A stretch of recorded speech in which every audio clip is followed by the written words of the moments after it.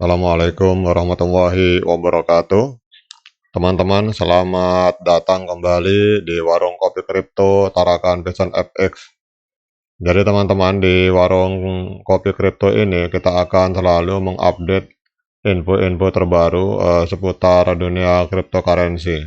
Jadi bagi teman-teman yang hari ini berkecimpung di dunia kripto, baik Anda sebagai seorang trader maupun sebagai seorang investor, saya mengundang Anda untuk mampir nongkrong-nongkrong sambil ngobrol sambil ngopi di warung kopi kripto Tarakan Vision FX untuk mendapatkan info-info terbaru seputar dunia cryptocurrency. Oke teman-teman, kita hari ini akan berbicara tentang penambangan. Jadi kita tahu bahwa di dunia sekarang ini ada istilah penambangan atau mining. Jadi intinya manusia melakukan penambangan, manusia itu melakukan penambangan intinya adalah untuk menghasilkan finansial atau menghasilkan uang. Jadi mungkin untuk memenuhi kebutuhan hidup atau untuk yang lain. Nah, di sini ada sebuah informasi dari Pnews Media berbicara tentang penambangan. Jadi di sini dikenalkan ada tiga model penambangan di dunia, yang ketiga-tiganya menghasilkan finansial dan menghasilkan potensi untuk financial freedom di masa depan. Jadi yang pertama ini kalau kita lihat teman-teman, ada traditional mining, kemudian Bitcoin, crypto mining, dan Pi network mining gitu. Oke, ini ada gambarnya teman-teman. Oke, kita akan membahas satu-satu di antara perbedaan di antara ketiganya ini, kemudian kerugian dan keuntungannya teman-teman. Yang pertama adalah penambangan tradisional, juga dikenal sebagai penambangan model lama. Biasanya kita bicara tentang emas.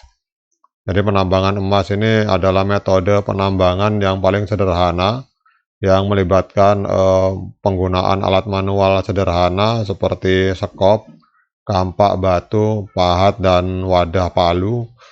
Ini biasanya dilakukan di lingkungan permukaan maupun di bawah tanah. Jadi penambangan tradisional ini teman-teman, ini membutuhkan banyak uang, kemudian membutuhkan banyak pekerja atau penambang, kemudian peralatan, serta membutuhkan izin pemerintah untuk menjalankan kegiatan penambangan seperti ini. Jadi sampai awal tahun 1900-an, penambangan tradisional banyak digunakan di seluruh dunia teman-teman.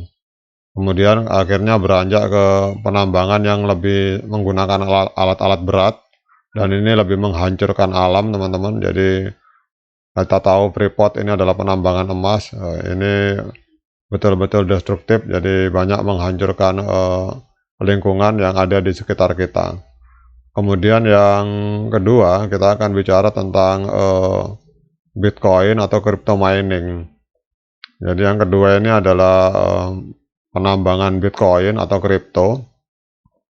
Itu mengacu pada proses di mana jaringan global komputer yang menjalankan kode Bitcoin atau kripto bekerja untuk memastikan bahwa transaksi itu sah dan ditambahkan dengan benar ke dalam sebuah jaringan blockchain dari cryptocurrency. Penambangan ini juga merupakan cara masuknya Bitcoin baru ke dalam sirkulasi. Jadi komputer yang menghasilkan Bitcoin baru itu menggunakan jumlah listrik yang sangat besar teman-teman. Kemudian seringkali dihasilkan oleh bahan bakar fosil. Jadi sejak Bitcoin dirilis pada tahun 2009, energi yang diperlukan untuk menghasilkan cryptocurrency ini telah meningkat seiring dengan peningkatan kesulitan penambangan untuk menjaga aliran blok transaksi baru tetap stabil, meskipun semakin banyak penambang yang terlibat. Jadi kalau kita lihat teman-teman, penambangan Bitcoin ini biasanya dilakukan dalam skala besar oleh perusahaan yang menggunakan pusat data dengan server khusus. Jadi peternakan penambangan dapat memiliki banyak komputer yang disimpan di gudang. Jadi kalau kita lihat teman-teman, untuk membangun peternakan ini atau farming penambangan ini diperlukan biaya jutaan dolar. Ini biasanya perusahaan-perusahaan yang melakukan penambangan dalam jumlah besar seperti ini teman-teman. Jadi kalau untuk yang kecil-kecil saja teman-teman, itu mungkin membutuhkan dana hingga ratusan juta, itu di luar dari biaya internet dan listrik yang tidak boleh terputus karena proses berjalan terus.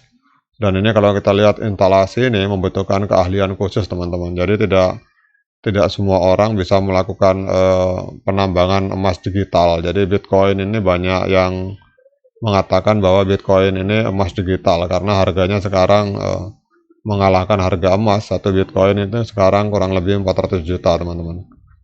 Jadi inilah gambaran dari penambangan Bitcoin yang membutuhkan daya sangat luar biasa, membutuhkan bahan bakar, kemudian listrik dan internet yang tidak boleh terputus.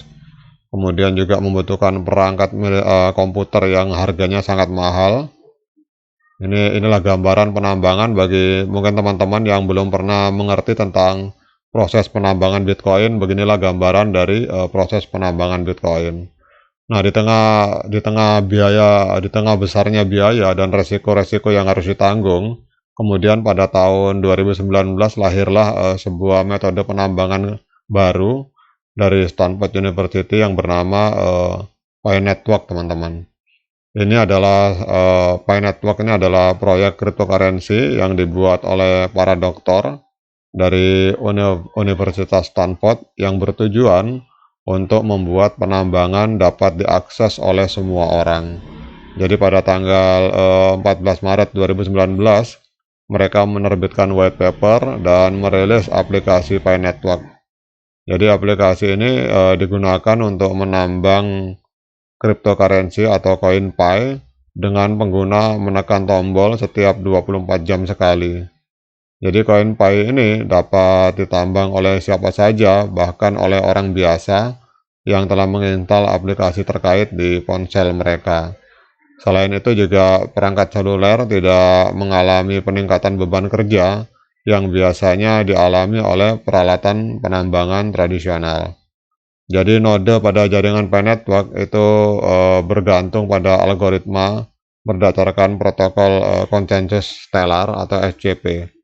Jadi penambangan Pi ini teman-teman ini sangat sederhana sekali dan dilakukan dengan menggunakan aplikasi seluler khusus yang diinstal pada ponsel.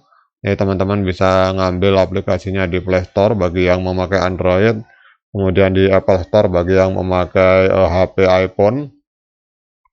Jadi aplikasi penambangan Pi Network ini gratis dan tidak mengonsumsi listrik yang signifikan untuk operasinya.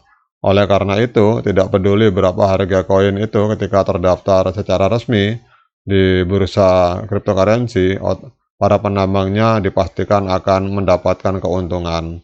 Jadi karena ini kita kerjakan dengan gratis teman-teman, maka berapapun harganya pada saat open mainnet, tetap hitungannya kita masih mengalami keuntungan. Jadi ini sebenarnya sebuah terobosan luar biasa yang dilakukan oleh Stanford University dibandingkan kita melakukan penambangan secara tradisional maupun penambangan seperti yang dilakukan oleh Bitcoin, di mana banyak sekali membutuhkan sumber daya yang luar biasa. Dan itu membutuhkan modal. Jadi penambangan tradisional maupun penambangan Bitcoin membutuhkan modal.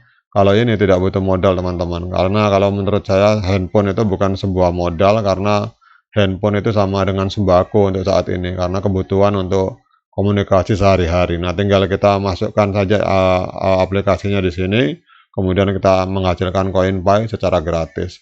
Demikian, semoga video ini bermanfaat untuk menambah wawasan kita semua. Sekian dari saya. Assalamualaikum warahmatullahi wabarakatuh.